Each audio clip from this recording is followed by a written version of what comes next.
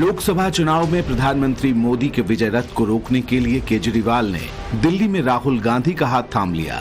7 सीटों के लिए गठबंधन कर लिया, लेकिन जिस फॉर्मूले से आम आदमी पार्टी ने 4 सीटें लेकर कांग्रेस को दिल्ली की 3 सीटें दी, उसे जानकर कोई भी हैरान रह जाए। राम मंदिर के मुद्दे पर अगर फैसला हुआ, खून की नदियां बहेंगी। मैं कहता था देखो भाई, कुछ एक मच्छर भी नहीं मरने वाला है, कुछ नहीं होगा। न्यायालय मेरिट के आधार पर फैसला करे, फैसले को लागू हम करेंगे। और किसी के माई के लाल पे हिम्मत है उत्तर प्रदेश में उपद्रव करके दिखा दे। जी हां, योगी आदित्यनाथ भले ही उत्तर प्रदेश के मुख्यमंत्री हों, लेकिन उनका असर दिल्ली तक दिख रहा है। मीडिया रिपोर्ट्स की माने तो आम आदमी पार्टी और कांग्रेस के रणनीतिकारों ने दिल्ली की चुनावी जंग में सीटों का बंटवारा करते वक्त योगी फैक्टर को खासी अहमियत दी।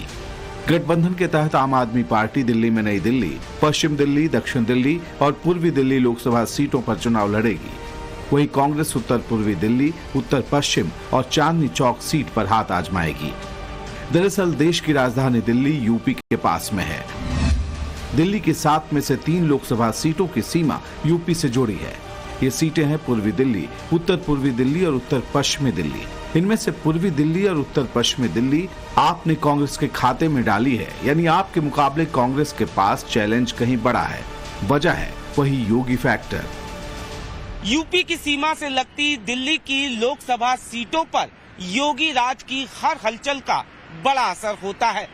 इस वक्त यूपी में योगी सरकार दूसरे टर्म में भी मजबूती से काम कर रही है। राज्य में सख्त लॉ एंड ऑर्डर है। हर इलाके का तेजी से विकास हो रहा है।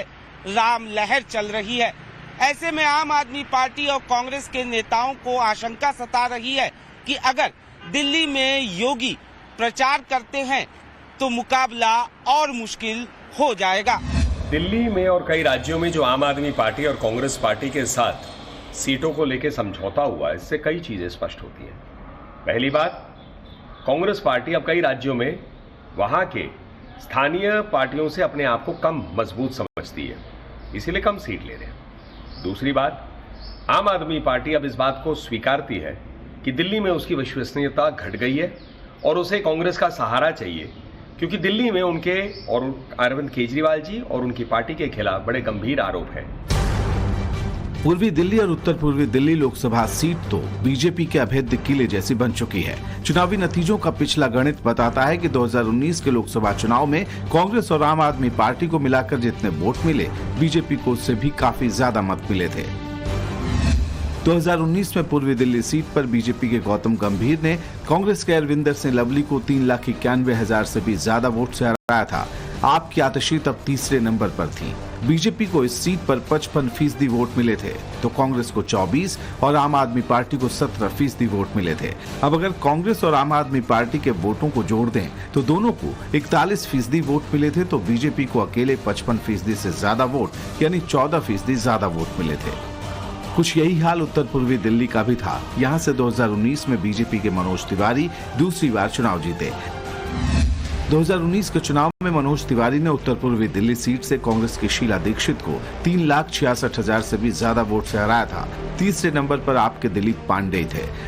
बीजेपी को इस सीट पर 53.9% वोट मिले थे, तो कांग्रेस को 28.85% और आपको 13.06% वोट मिले थे। कांग्रेस और आम आदमी पार्टी के वोटों को मिला दे तो ये प्रतिशत 41.91 का था, जो बीजेपी से करीब 12% कम था। इन दोनों ही सीटों पर यूपी के मतदाताओं का बाहुल्य है। जाहिर तौर पर उसमें योगी फैक्टर की भी भूमिका है और यूपी से आने वाली हवा की भी भूमिका है। और जब मैं योगी फैक्टर और यूपी की हवा का जिक्र करता हूं तो उसका मतलब ये होगा कि जो यूपी के लोग योगी के काम को देखते हैं और वहाँ की जो बेशक कानून व्यवस्था को देखते हैं, तो वो एक साथ में अपने माहौल लेके आते हैं और इसका असर इस चुनाव में भी दिखाई देगा। बीजेपी यहाँ इतनी आगे क्यों रही, ये समझने के लिए इन लोकसभा क्षेत्रों की डेमोग्राफी यानी जनसंख्या के हिसाब किताब को समझना भी जरूरी है। दिल्ली के 7 लोकसभा क्षेत्रों में सबसे ज्यादा मुस्लिम आबादी उत्तर पूर्वी दिल्ली लोकसभा क्षेत्र में रहती है। यहाँ 23% मुस्लिम आबादी है। वहीं पूर्वी दिल्ली लोकसभा क्षेत्र में मुस्लिम आबादी करीब 16% की है। पूर्वी दिल्ली और उत्तर पूर्वी दिल्ली लोकसभा क्षेत्र में दोनों विरोधी दलों को ध्रुवीकरण का खतरा खास वजह से सता रहा है। दरअसल में 2020 में उत्तर पूर्वी दिल्ली के ही ज्यादातर इलाकों में सांप्रदायिक दंगे भड़क उठे थे और ये सब कुछ हुआ था दिल्ली विधानसभा चुनाव के ठीक बाद, और तब से अब तक लगातार वहां पर ध्रुवीकरण का कार्ड खेला जा रहा है।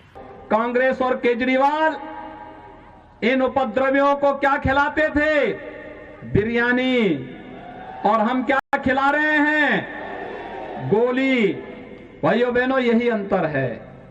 भारत माता के प्रति अगर इनके मन में सम्मान होता, आतंकवादियों के सामने, नक्सलवादियों के सामने घुटने नहीं टेकते।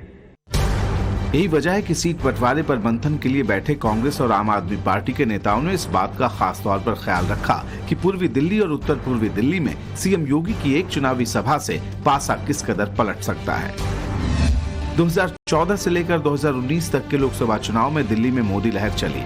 कुल 7 सीटों पर बीजेपी को मिले वोट का औसत 56% का था, तो कांग्रेस और आम आदमी पार्टी को मिले कुल वोट का हिसाब 44% है। अब देश फिर चुनाव की चौखट पर है और बीजेपी को भरोसा है कि 2024 में भी सभी 7 सीटों पर विरोधियों का सफाया होगा। आम आदमी पार्टी के कार्यकर्ता घोर निराशा में है, क्योंकि अरविंद केजरीवाल जी जिनको बोलते थे इनको जेल भेजना है, इन कांग्रेसियों को जेल भेजना है, अब उन्हीं के चरणों में लेट गए हैं। जिन कांग्रेस को गाली दे देकर 15 साल की सत्ता से हटाया था अरविंद केजरीवाल ने और आम आदमी पार्टी ने, आज वही अरविंद केजरीवाल राहुल गांधी जी के साथ रोटियां तोड़ रहे हैं। तो उनका मकसद बेसिकली ये इनफॉर्मली कई जगह से मैसेज आए हैं, भाई गठबंधन तोड़ दो। गठबंधन नहीं तोड़ेंगे हम। आम आदमी पार्टी और कांग्रेस के नेताओं ने 2019 के बाद कई चुनावों को बड़े करीब से देखा है, उनका विश्लेषण किया है, इसलिए योगी फैक्टर उन्हें डरा रहा है। चाहे 2019 का लोकसभा चुनाव हो, 2020 का दिल्ली विधानसभा का चुनाव या 2022 एमसीडी इलेक्शन, योगी के प्रचार के बाद बीजेपी के पाले में बड़े पैमाने में वोटरों का ध्रुवीकरण हुआ है। राम मंदिर और राम की अपील एक यूनिवर्सल अपील है और दिल्ली के वोटर पर भी इसका उतना ही असर है जितना कि यूपी, बिहार या किसी भी नॉर्थ के स्टेट्स में हो सकता है। इन दोनों सीटों पर भी, और खास तौर से चांदनी चौक में अगर और थोड़ा सा ऊपर आ जाएं तो राम मंदिर का अपना अलग असर होगा। राष्ट्रवाद और हिंदुत्व का मुद्दा इस बार के चुनाव में सबसे ऊपर रहने वाला है। राम लहर का असर होना भी तय है। तो एक वो कहावत है कि रामचंद्र कह गए सिया से, ऐसा कलयुग आएगा, हंस चुनेगा दाना दुनका, कौवा मोती खाएगा। आज वही हाल हमारे देश का हो गया है, जिसमें इस देश की तरक्की करने वाले लोगों को पकड़ पकड़ के जेल में डाला जा रहा है। इस देश का विकास, इस देश के गरीबों की चिंता करने वाले लोगों को, भविष्य देने वाले लोगों को पकड़ पकड़ के जेल में डाला जा रहा है। जो शराब घोटाला हुआ है, एक्साइज घोटाला को लेके कई मंत्री जेल में है, उनके कई सहयोगी जेल में है, बेल नहीं मिली। तीसरी बात, ये सारे राजनीतिक दल इस बात को अब मानते हैं कि इंडी अलायंस कभी भी राजनीतिक रूप से पूरे देश में कहीं नहीं था। ये तो सिर्फ राज्यों में कुछ हो रहा है, राष्ट्रीय स्तर का कभी भी कोई गठबंधन बना नहीं। और आखिरी बात, ये सारे राजनीतिक दल इस बात को स्वीकारते हैं कि मोदी जी के नेतृत्व और जो काम किया है उनके सरकार ने, उस पर जनता का बहुत समर्थन है।